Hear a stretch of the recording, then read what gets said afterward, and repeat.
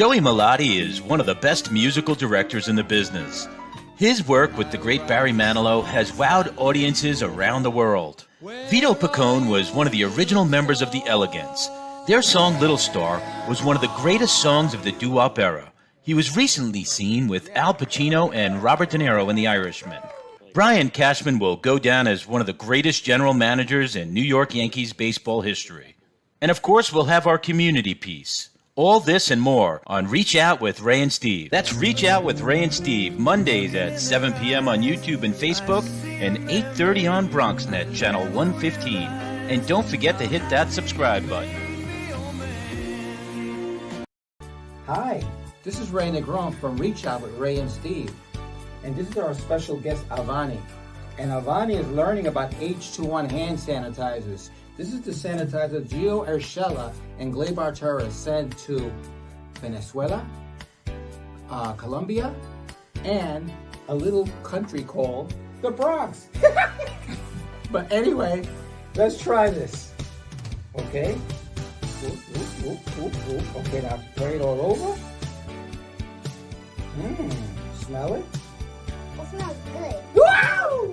That's what I'm talking about. Tell everybody. It smells good. H21 hand sanitizer on Reach Out with Ray and Steve, right? Yes.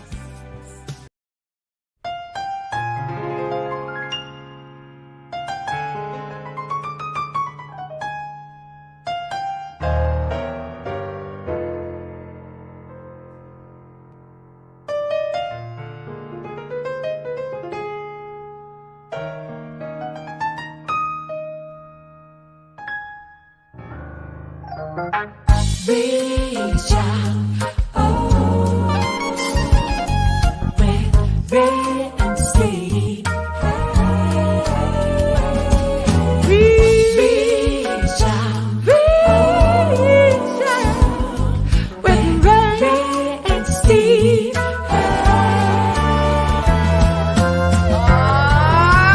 Take me out to the ball game. Take me out to the car.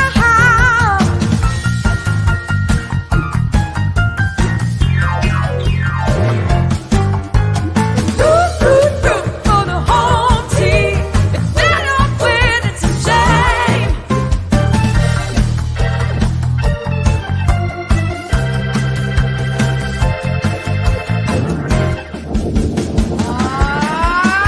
Play ball. Hi, everybody, and a very pleasant good evening to you, each of you, wherever you may be. My name is Robbie Robinson. I'm coming to you live from Los Angeles, California. Let's bring on the host of our show, Ray and Steve. Hey, Robbie, no Los Angeles Dodgers shirt tonight. I'm trying to change up the mojo a little bit, man. We've been stinking it up for a while. Yeah, I know, for a couple weeks now, and our Yankee boys are right there with you now. I'm rubbing the Buddha's stomach for you, Robbie. I'm rubbing it for you. Yeah, there we go. Look at those standings there. Oh my God! You're actually ahead of the Dodgers. How difference a week makes. Yeah. Wow. That's okay, Robbie. We still love you. We still love you. I got you. I Well, that got was you. After you were giving the owner a hard time last Monday, you know, we had one of the Dodger owners on last Monday, and you were giving him a hard time. Maybe that was playing into it. I wasn't giving him a hard time, and just so you know, Ken DiCamillo from the famed William Morris Agency is in the audience today, and so you got to be up on your game so you can get you and your what's the name of that guy that you work for? Frankie something. Hey, well, I can see you're wearing the opposition's T-shirt there. What is that? The Beatles. Look at him. Where's your Four Seasons T-shirt? Oh, you know Frankie don't give nothing away for free. I mean, I got this from Paul. Yeah, I don't doubt it. Okay, Okay. I got this from Paul, Sir Paul. Well, somebody's chiming in. What are you doing with the Buddha here today, Ray? I told you, this is here for Robbie. I'm trying to get. I want a Yankee Dodger World Series at the end of the season. Okay. Amen. So I gotta, do this Buddha thing to get his guys going because I know we're gonna be there. I mean, I don't know about him and his $300 million right fielder and all this kind of stuff. You know, I and then, know. and then he's got to show off by hanging out with the owner of the team. That's You know, right, that's right. oh, by the way, the owner's here. What kind of, what was that all about? Comes around, Robbie. Well, he's my Steinbrenner. How's that? There we go. There we go. There was only one big fella. Well, we're gonna talk some baseball in a little while because we got Ricky Ricardo on and we got Brian Cashman. It's great. Ricky But, Ricardo? yes. Where's Fred Mertz in all this? No, not that Ricky Ricardo. Oh, it's not that Ricky? No, Oh. no. The Oh. guy that covers the Yankees. Well, I hope he brings that, though. Well, we'll find out. But Robbie, yesterday was Mother's Day, a special day for all the moms out there. And I know you recently saw your mom, right? Last Monday, I was in Litchfield. I did our show from Litchfield, and I got a chance to see my mom. Now, that picture is a few years ago, but I had a great visit, 2 days of visiting with my mom. And without my mom, more ways than one, she was my first piano teacher. She was so supportive of my music. She would drive me to the piano teachers, to another town, to piano teachers for 7 years. She would actually make the outfits for our band. Wow. That's beautiful. You know, and Robbie, I'm with you, brother, and I'm extremely jealous because I can't go visit my mom anymore. I mean, you know, some days, you know, how you talked about your mother, that was my mom too. I mean, you know, if I got into a fight, she was there to fight with me. If you know, whether it was Brooklyn or the Bronx, she knew that I was headed for some deep trouble all the time, and she was my bodyguard in every way. And you know, like I said the other day after the Yankee game, I looked up into the stars and to the sky, and I said, "Mom, thank you, because without you, I wouldn't be here today." And that's the bottom line. Yeah. And my mom, she passed away a long time ago, and she's my strength, and everything that I do in life, paying it forward, is because of my mom. And you know, I miss her every single day, but her spirit lives within me, and I'm able to dish it out to other people that I've been involved with. So I miss my mom terribly, but that's my favorite picture of me and her. Very cool. She's better looking than you, that's for darn sure. Oh, thank you, Ray. Well, Thank you. I noticed I noticed the same kind of thing in your picture there, Ray. Oh, see that? Look at that. Thanks for sticking up for me, Robbie. Well, I got Look you at know, that. you got to stick up with me. I got to sit next to this guy the whole hour. Well, you know what I used to say about my mom? I used to, later on, we used to watch a show called Gidget, Oh, okay. Right. Yeah. okay? And I used to say to my mother, because I thought my mother was beautiful Oh, when I was she a little was boy. beautiful, man. And I used to say, "Mom, you're the Puerto Rican Gidget," you know? But you know, the other day you went back to the rehearsal, right, with the band. Yeah. And you told me, you called me up. You said, "Steve, your favorite band, not Frankie Valli, my favorite band, but Foreigner, is Yeah. playing right next door." And I can't believe that. You had a great day there. You know what? We had so much. First of all, last week, Wednesday and Thursday, we had our first rehearsals with our new revised band and getting ready to go out and tour. And I'm so excited. And yeah, right next door for those 2 days, Foreigner was rehearsing. By the way, they're getting ready to appear down in Yeah. Boys. In Clearwater, Ruth Eckhart Hall. Yep. I think I'm gonna make a trip When there. is that, Steve? May 22nd, May 23rd. Bobby Rossi's got it all hooked up down there. Oh, my, yeah, if I say so. Oh, okay. If Ray says so. Okay. But you know, we have such a great show. We have two musical legends that are going to appear on this show. We have some baseball icons, but we have a community segment that Carmine lets us in on. So let's check out what Carmine has in store for us today.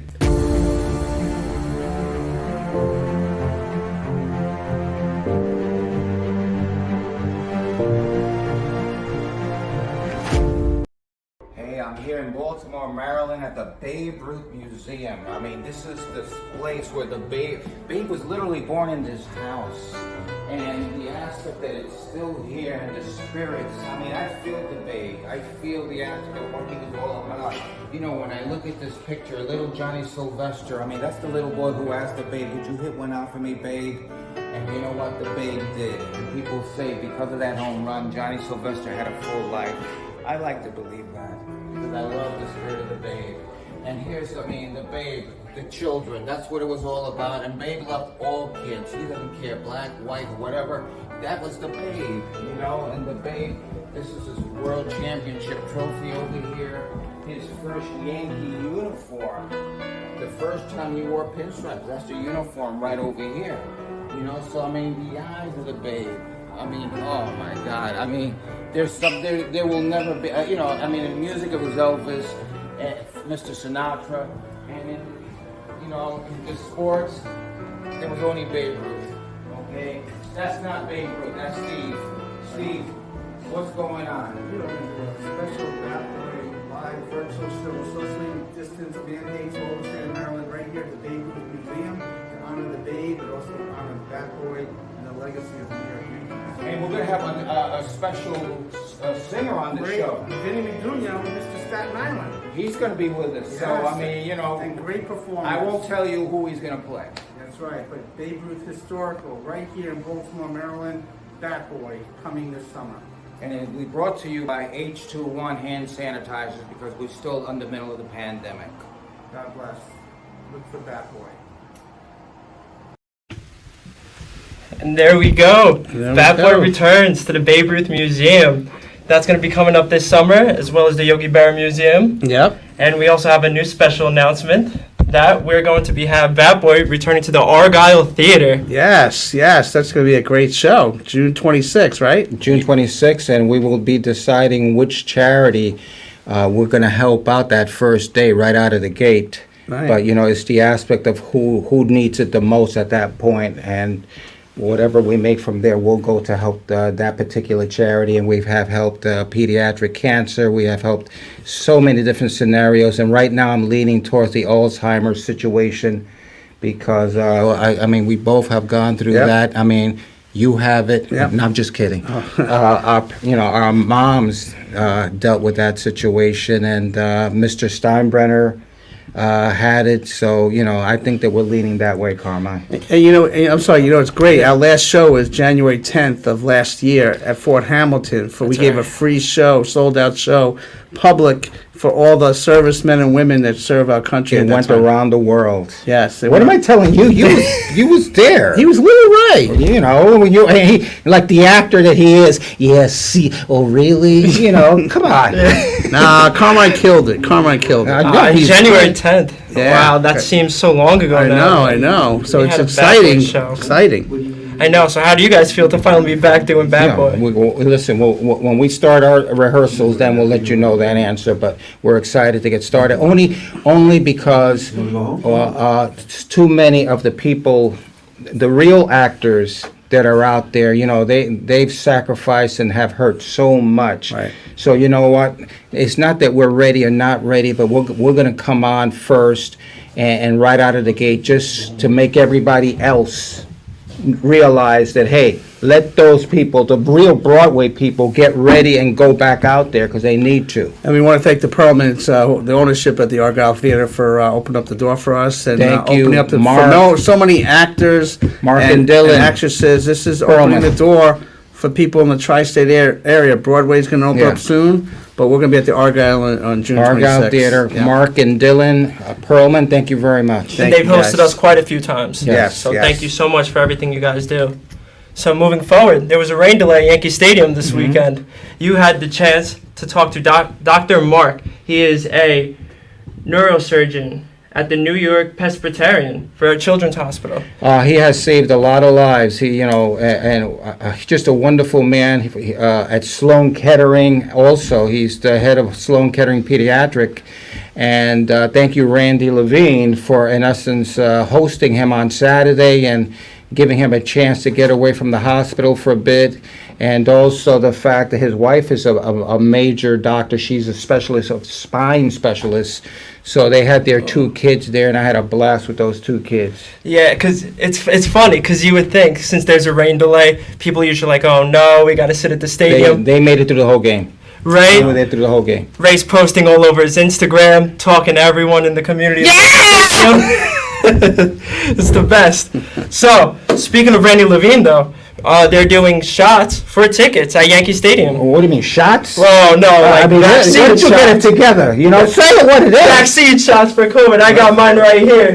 Yeah, I was Just gonna finished say. up Okay. The Band-Aid's still on. I don't know if you can see. Wow, there we go. But I just finished on mine, and I think it's awesome that they're trying to bring everyone back together by giving vaccinations to everyone. The bottom line is, we got to do what we got to do. There's certain, thank you, Randy Levine, and Yes. thank you, New York Yankees, because for everybody that gets a shot, they get a ticket to the game. I think that's awesome, and that's just our, the Yankee way. That's the way of trying to help end this thing.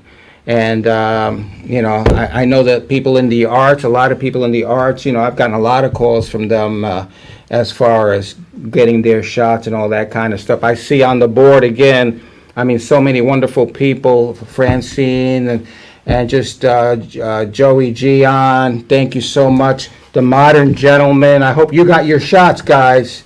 And just all the people that are out there that support us every week, so thank you very much. Yeah, everyone stay safe and stay healthy out there, and make sure to get vaccinated, and even check it out at Yankee Stadium. Now, to close out this segment, we have an H21 commercial from Stevie Phillips. Stevie Phillips. Let's check it out. Let's check it out. I'm here with Stevie Phillips, the agent to the stars. And Stevie, I want you to try H21. See what you think about it. What do you think? Feels good, and if it works, and I hear that it does, it's marvelous. Let's smell that. Smell that. Smell that. Good. If Stevie says it's good, it's good. Nice. Okay. Nice. Okay, nice, I love nice. it. And Hey, that's not Carmine. That's not Carmine. This is a special guest. This is well, you know what? She's earned the right to be here in her own. Her dad is a major guy who I've known for a long time and is very special in my life. He represented who? Regis Philbin. Thank you. Like best friend. They were best friends, right? Not just clients, best friends. Was he like your uncle? He was. We would travel together, and it was a lot of fun because I felt like we had such a personal connection with the Philbins. His wife, Joy, lovely people. And it was just nice to see such a true bond and a true friendship. And I think that relationship always made me want, between Regis and my father, made me want to always fortify my friendships. So, I try to be like, I try to act fancy since I hang around some fancy people like a Robbie Robinson and the Frankie Valleys of the world and Joey Malati and, Vito, come on, man. Vito hangs out with Robert De Niro and all these people. So I try to read things to learn. And so I read the New York Tastemakers, which is a real fancy publication. And all of a sudden I read this story, and the story was about me. And I was in shock, and then all of a sudden I see the name on there, and I recognized the last name. I didn't know the first name, but I recognized the last name, and it was this story. It was about me. Yes. And so tell us a little bit. Well, I had the opportunity to interview Ray, and then I was able to tell his story, and it was so inspiring talking with you, Ray, hearing your story, and I love to write, so to be able to write your story from my point of view was such a phenomenal experience, and it was such an honor to be able to be published in the New York City Tastemakers, and I'm forever grateful that I had this opportunity. Now, I'm not going to say anything other than the fact the original composition you wrote for your school. Yes, so listen, I may have to throw you out of here if I don't get the right answer. Did you get an A? Well, it has. Oh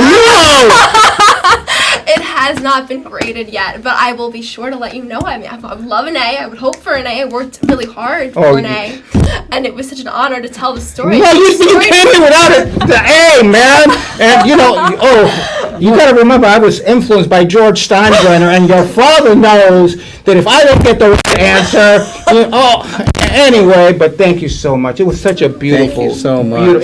Hey, listen, I've had the most famous of writers like Dick Young and Phil Pepe and guys like this. Your dad knows those names, and they've written about me through the years. Yours was the best. Thank you so much. And I mean that with all my heart, the best. Thank you so much. Well, thank you both. That Thank is you so wonderful. much. It was such a privilege to be able to write it, and I'm so grateful. Thank you. On to the next segment. Well, we're going to take it back to Yankee Stadium, and Brian Cashman has a few words about So the we have Yankees. Brian. Brian, let's Yeah, go. We're that's going how to we the do have Brian Brian. segment. Wait, where's Brian? Is he in his office? There he is. Okay, Brian, you're on, baby. So we got Brian Cashman, general manager of New York Yankees. Brian, this is your how many years now? As GM, maybe 23, I don't know. 23 years, and I mean you've been with the organization now 30. Since 1986. Unbelievable. Now, Brian, I mean, the season started shaky as it has in other seasons, and then at the end of the race, we're right on top. I mean, how do you feel about this one? Well, I mean, we have a great team, and it's a long journey. It's going to have its ups and downs and twists and turns, and you got to, as long as you believe in the people you have, and we have great people, usually they'll do what's necessary to get there, and we have a chance to be a world championship team, and I think we'll punch that playoff ticket and take our shot. That's what I believe.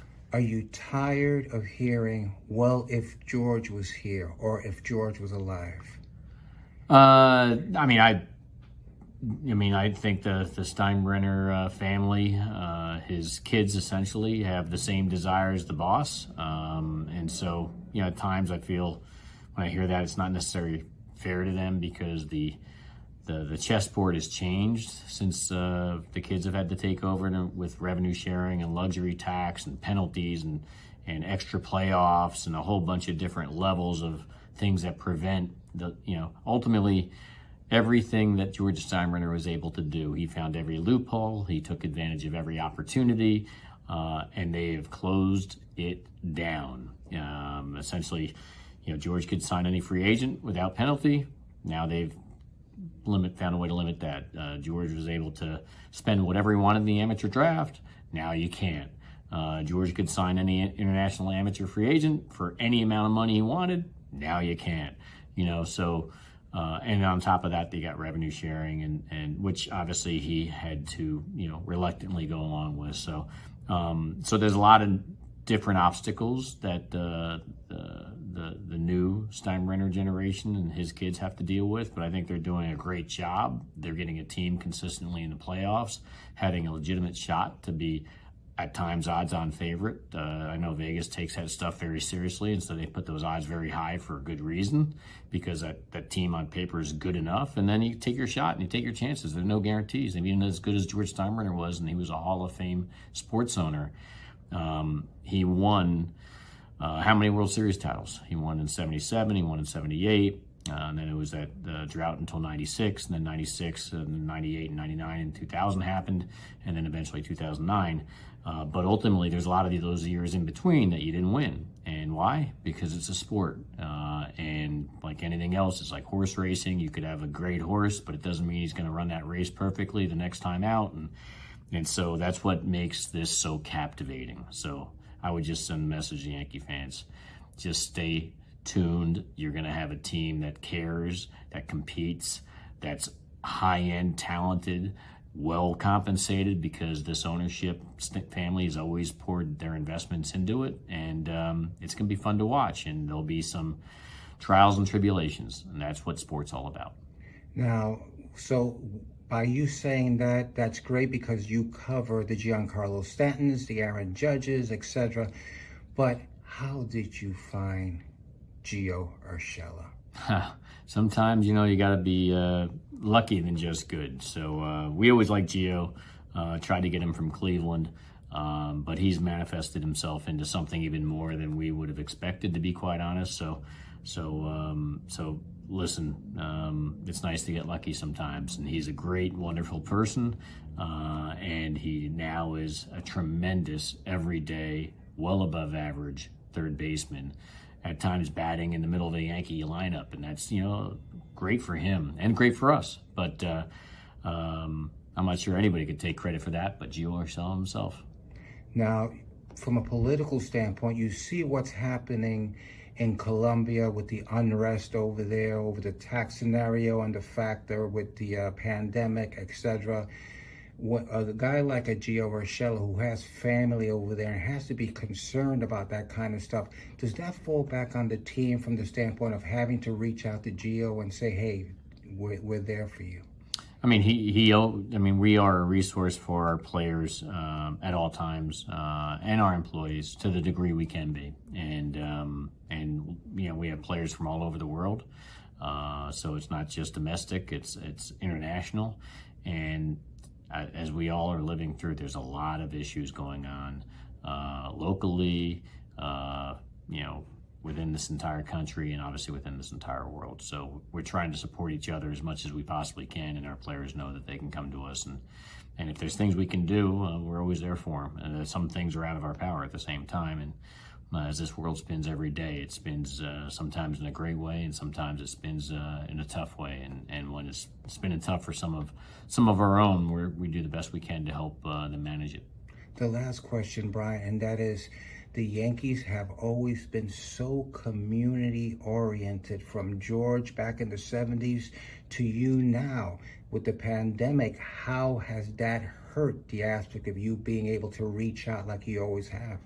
Well, I mean, it's at times made us, we two things. One is we have an amazing community relations director in Brian Smith, so we have been very active, and that has never stopped. But the connectivity, the human connection, the player on someone here within the community, for instance, that has been lacking because of our COVID protocols, and that's been difficult. I've had a lot of requests come along that, hey, whether somebody has Lou Gehrig's disease or somebody has a sick child that you could have here at the ballpark. I mean, right now, we are still in significant lockdown and not having access, whether it's a high-end sponsor coming on pregame for batting practice, that stuff doesn't exist anymore for right now. And to being in the community or being allowed to go into the community with your team or your players and stuff like that. And so I'm looking forward to getting back to connecting with everybody. This Yankee brand is powerful. Any sports brand is powerful, and they have the greatest thing about a sports team is it distracts the everyday person from their difficulties in life. We all have jobs. Everybody has a job. They might have family members dealing with cancer. There's so many different things that are going on in our everyday lives that we can lose ourselves in a positive way, focusing on a sports team or an individual athlete doing something spectacular, whether it's on a team or in the Olympics or what have you, and that's what sports really can do. And so being able to connect with these athletes who are amazing people, they're not just gifted, talented athletes, but they're amazing people that are willing to give their time in person, whether it's visiting a hospital or just a nice gesture walking down the street if you run into them.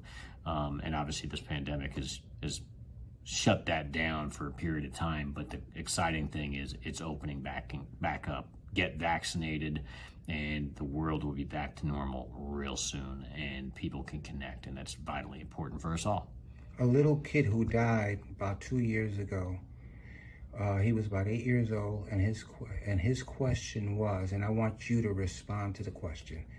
His question was, little Michael's, are the Yankees Superman when they come to help us?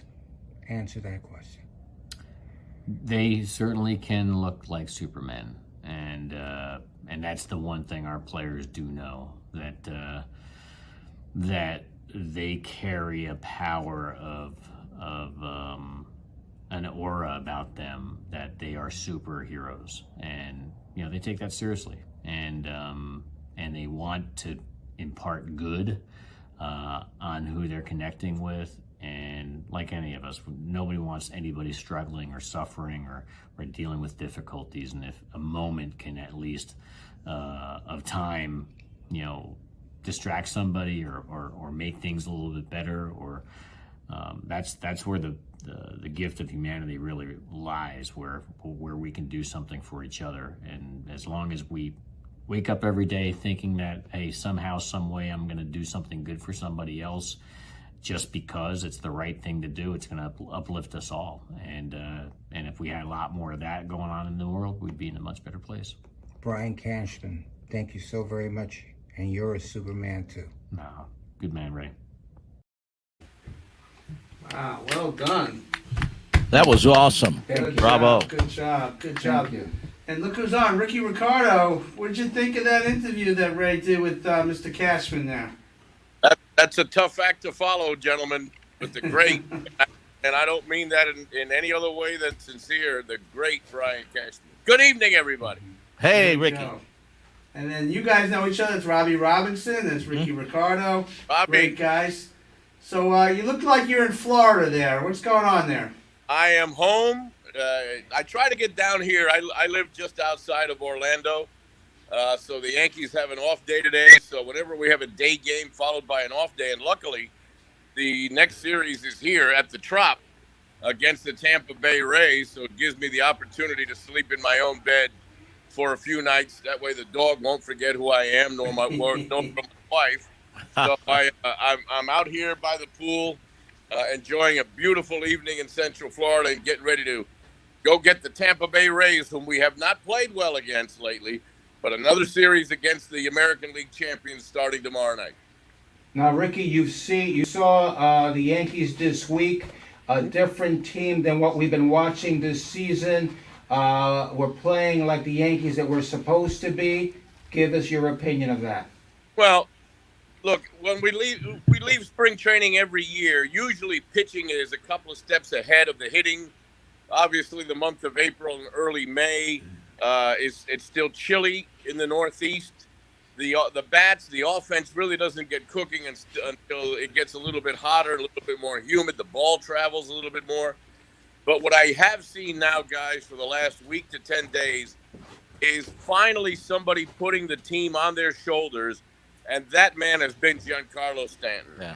They've been waiting for a long time, have the Yankees, to see the Stanton that hit 59 home runs, MVP in the National League. This is the Giancarlo Stanton that we've been waiting for. He's a guy that can carry a club for a period of time, put him on his shoulders. And on top of that, we're watching a master at his craft in Garrett Cole. And don't sleep on Corey Kluber. This is a two-time Cy Young winner who's had to basically rebuild himself and reinvent himself from a mid-90s hard to a guy. Ray, you remember Frank Tanana was a guy Right. just thrown the upper 90s, had injury issues, and had to reinvent himself into a guy that was a pitcher, not a thrower. So it's a work in progress with guys like Jameson Taillon and Corey Kluber. I am thrilled that a guy like Domingo Germán has gotten over some of the hurdles from the mistake he made back in 2019. He's humbled himself, and he's starting to pitch like Germán again, who was an 18-game winner at the time. And then you got a youngster like Jordan Montgomery who just keeps getting better and better.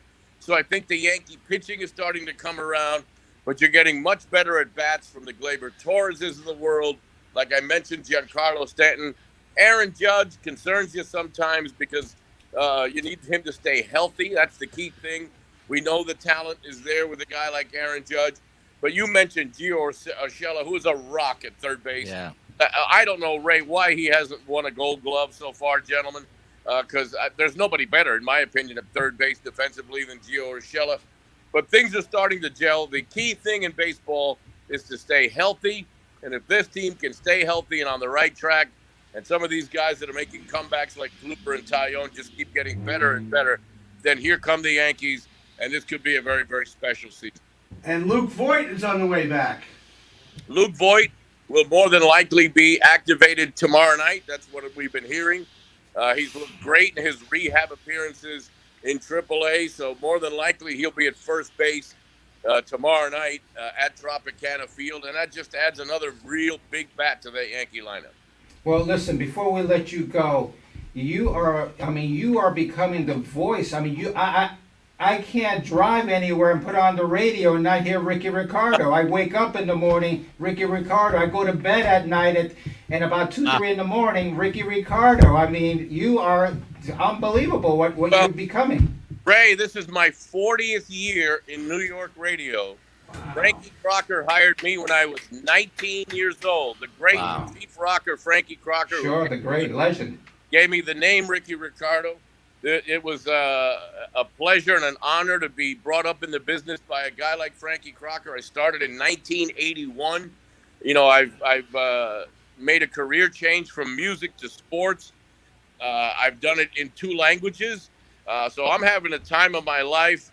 And, you know, some people now are starting to, you know, much like you, Ray, they're starting to realize that, you know, the Latino community is very, very powerful, that we can have crossover people that can deal with the Anglo community, with the African American community, with the Asian community.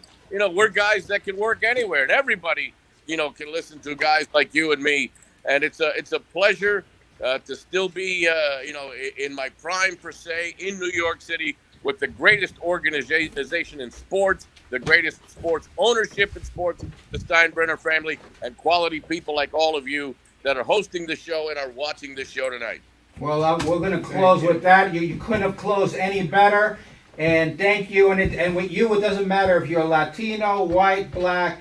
You're just a good man and who's a great announcer. And thank you. Appreciate that. I'm going back to the barbecue. Have a Get couple. going. There we go. Good. Enjoy the weather. Enjoy the weather. Thank you so much. Robbie, Ray, you guys like the movie Goodfellas? Yes. Oh, man. Let's take a little clip of Goodfellas before we bring our next guest on. Sounds good. Sit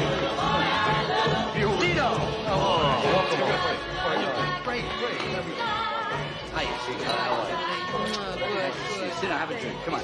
Give us a drink. Give them all a drink there. And give those Irish hoodlums a drink down there.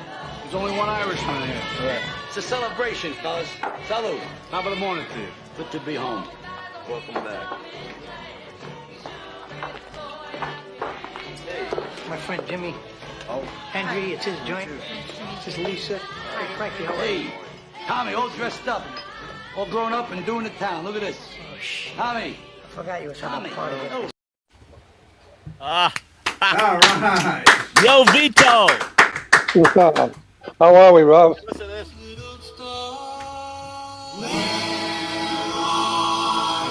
Okay. There you go, Robbie. You know, this is the great Vito Picone, lead singer of the Elegants, who had the monster hit. Where are you, Little Star? Where are you, Little Star? 1958. Robbie, it's a pleasure. A brilliant career. How did you get started at such a young age with that hit song back then? Yeah, you know, it was almost a foregone conclusion with us because we had tried to emulate a lot of the groups that were out there at the time. And pretty much so in the mid-50s was they were all black artists that had these records. You know, they were recording these songs. And we started to emulate these acts on a place called the Franklin Delano Roosevelt Boardwalk in South Beach in Staten Island, which was my home community. And we would have probably upwards to 100, 150 kids on the boardwalk at any given time in the summer because it was a summer bungalow community. Bobby Darin's family had a bungalow down the street from me. Johnny Maestro had a bungalow, you know, about a mile and a half up the road. So we would sing and, you know, harmonize on the boardwalk. And one day we did a dance. We sang at a dance and we won a contest. Contest wound up giving us a recording contract. And at 15 years old, I had my first recording session with a group called the Crescents. I was the bass singer. There was a unfortunate situation that happened with the owner of the label. He passed away, and we found ourselves without anything, no management, no recording contract or anything. So we just went back to the drawing board. We started knocking on doors, and we got a recording contract with Hull Records, who sublet us to ABC Paramount, and that was the key. Once ABC Paramount had us with their distribution, it was incredible. It really was tremendous. Wow. And you toured with Buddy Holly, Dion the Belmonts, Chuck Berry, and Jerry Lee Lewis. That must have been some great experience. Oh, God. We, again, at that point, I was 17 when the record came out.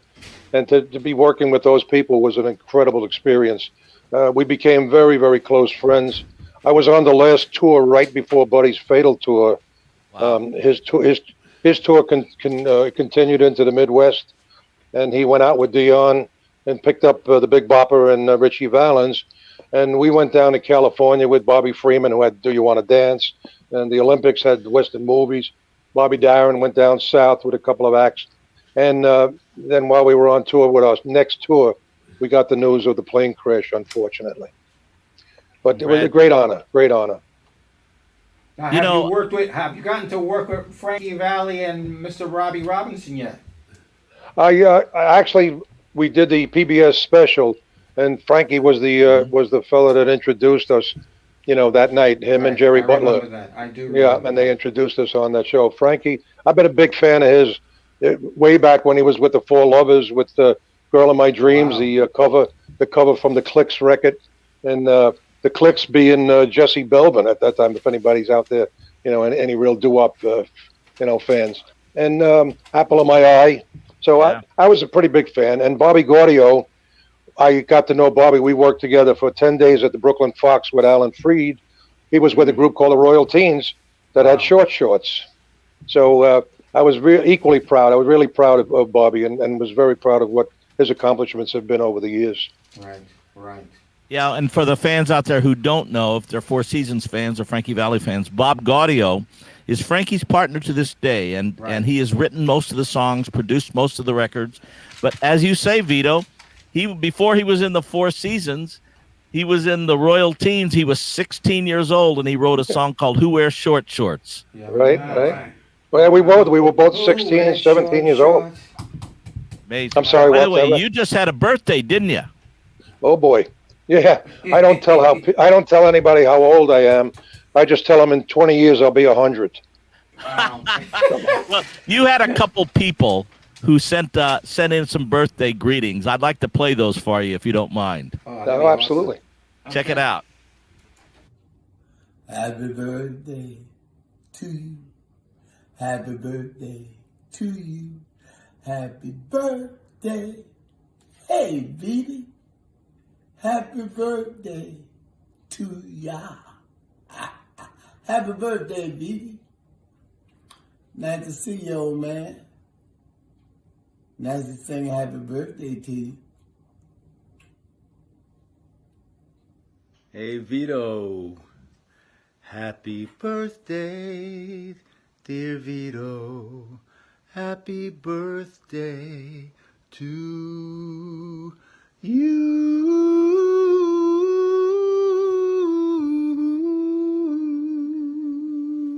Happy birthday, my friend. Stay well. Vito, this is Tony Orlando. I'm here to wish you a happy, happy birthday. And I'm also here to thank you for the music that you've made, the records that you did, open and trailblazed for so many doo-wop groups, including my old doo-wop group, the Five Gents. When I was listening to you, I was trying to be Vito. So thank you for your influences, your creativity, your heart behind all the music you made. And today, what this is for is not only that thank you from me, but happy birthday, buddy. Many, many, many more. Everybody loves you. Vito, keep up the great work. Yo, Vito, my brother, friends forever. It's Dion here. I know I look different. Hey, Vito, I thought getting old would take longer. Oh, God. But have a wonderful 80th birthday. I love you. Let's have lunch as soon as things open up a little. And you're still my inspiration. God bless you. Rock on. How cool is that? That's really neat. Hey, now for some of the fans, some of the audience may not recognize some of those people. Can you tell tell the audience who those four people were? Well, the first guy was Charlie Thomas from the Drifters, the original Drifter, the last original Drifter alive, unfortunately. Right.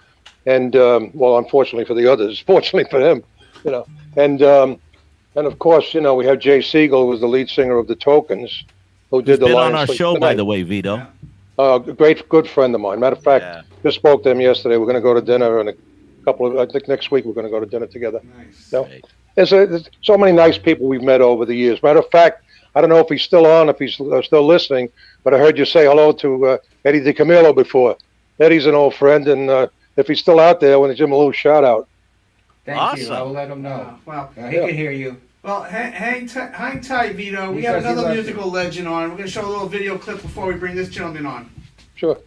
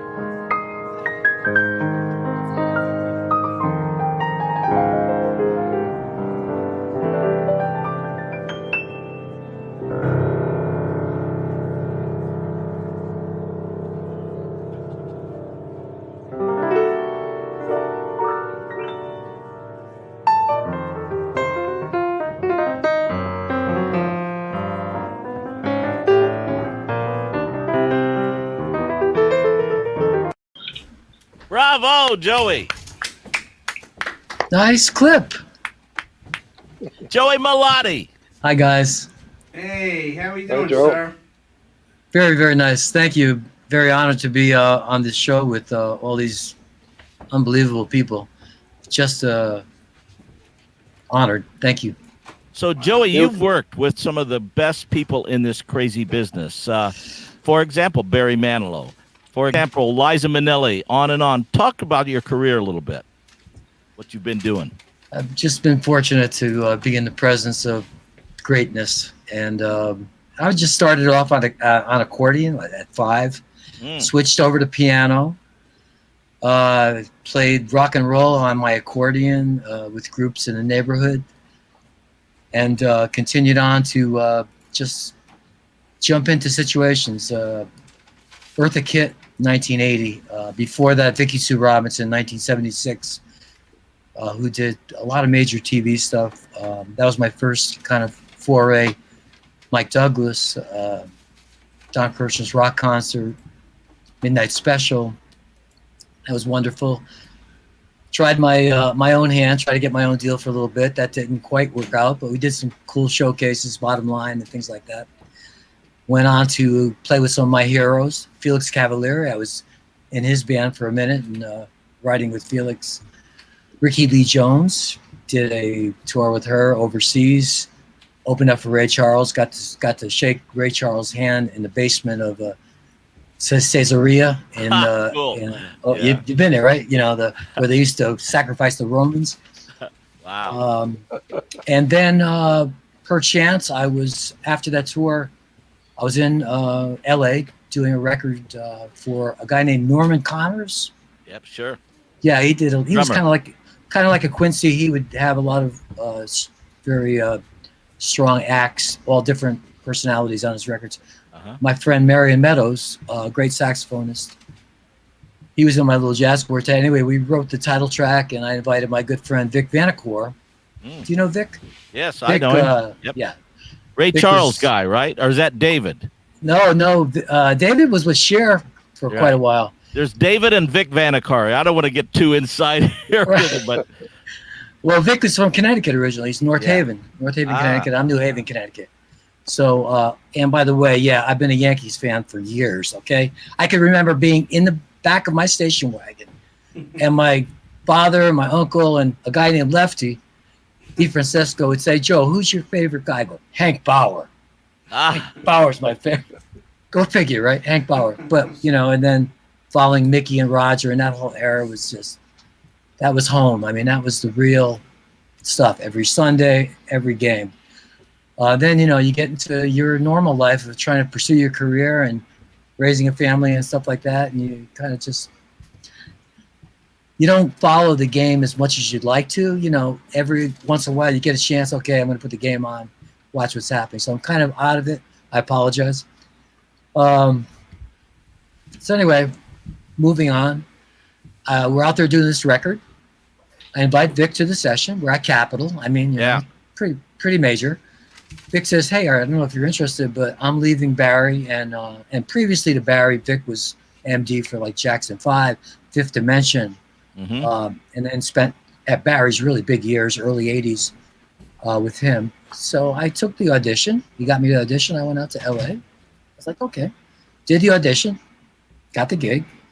I was like, okay, well, I guess I'll do the gig. You know, I mean, at that point, it was like I always knew Barry Manilow as this kind of a romantic, kind of, you know, a little schmaltzy, you know, kind of like, it wasn't really rock and roll. And that's what I kind of grew up on. I was born in 51. So at any rate, got the gig. And then all of a sudden I was in his world with like a stack of books. You know that feeling, right? There's like 3,000 arrangements of same tunes arranged like maybe 15 different ways.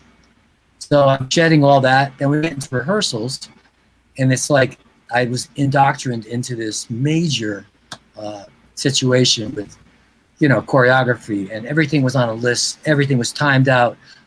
You were like, okay, we're going to do this song at 9:10. On 9:30, we're going to do this. 9:45, they're going to take a 10-minute coffee break. You know, 10 o'clock, you got a pee break, and stuff like that, right? So anyway, we did this tour, and I was like, amazing. 87 to 90, world tour. And you know those days. You go out, and you don't come back. Yeah, you're out there on the road. I'm sure, Vito, you know about that. Oh, yeah. And so we finished the tour, and I had moved out from Connecticut to Los Angeles, and we finished the tour. And he says, well, have a nice life. And I'm like, great, have a nice life. That's showbiz, huh? Yep. I'm like, okay, what do I do now? I'm in LA. I don't know anybody, you know, just about. A week later, the phone rings. It's Michael Bolton, who is my hometown guy from New Haven. Right. We did a tour in '83 for about a year and a half. We opened up for Bob Seger on his Distance tour. Cool stuff. Which was amazing. He said, hey, we're putting the band back together. Great. Get the band back together. We're rehearsing. We get through rehearsals. Almost finished with rehearsals. I got a call from Barry Manilow's camp saying, hey, Joe, Barry wants you to be his musical director for the next tour. And I'm like, you know, it's like, when it rains, really? it pours, huh, brother? It's like, sorry, I got to say no to Barry. And that was hard. But, you know, you try to stick to your word, and you can't just rehearse a tour and then say, hey, I got to go. You know. Anyway, that was off to the 90s with Michael. He kept rising, all his hits. I got about 4 months off. Barry calls me. He says, hey, what are you doing? I got a Southeast Asian tour. I was like, I'm off for a while. Can I go do it with you? He said, yeah. So I was like, great. So I go out and I conduct an orchestra for his tour out throughout Southeast Asia, which was really great. And then I said, you know, but Michael's hot, so I'm going to probably have to leave when he calls. And he was like, okay, no worries. If you like it, you stay. If not, you can go do your thing. So, and that's what happened. So I went back with Michael. We finished that out, wrote it out, and, you know, on from there, I went to Julio Iglesias for a couple of years. I was working for a guy named David Guest, who married Liza Minnelli. Mm-hmm. We were doing doing a lot of big shows with WKTU in New York. Mm-hmm. They had the Jingle Ball shows every year. We'd have everybody in the business, Ricky Martin, you know, this one, that one, Destiny's Child, all the flavors of the month. Wow. Every year we do that. And then David reunited the Jacksons with Michael. Very and cool. I got to be co-conductor for that with Greg Fillinganes. Yeah. Who's a brilliant keyboard player. Also lives in Vegas now, right? Geez, I don't know. I know he was in LA. I understand, yeah. Is that right? He moved here? Oh, Yep. wow. I didn't know that.